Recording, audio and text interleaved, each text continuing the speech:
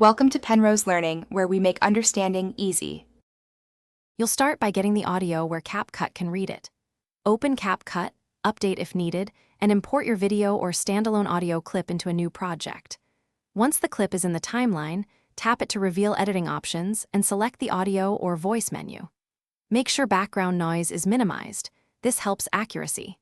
Once done, locate the speech-to-text or auto captions feature so you can begin generating text from your voice immediately. Now you'll convert speech to text. Choose the speech-to-text or auto captions option and confirm the correct language and accent if available. Capcut will scan the audio and produce caption blocks. This can take a few moments.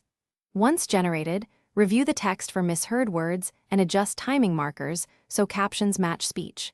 Make sure to split long captions into readable chunks and fix punctuation. This improves readability on screen and keeps your viewer. Finish by styling and exporting. Pick a font, size, color, and background to ensure captions remain legible over your footage and position them consistently. You can either burn captions into the video or export them as a separate SRT file if you need editable subtitles. If accuracy problems persist, re-record the voice with a clearer mic or reduce noise, then regenerate captions. Finally, make sure your project language setting matches your audio. This is the most common fix for mistranscribed words. Thanks for watching. If this was helpful, leave a like and consider subscribing. See you next time.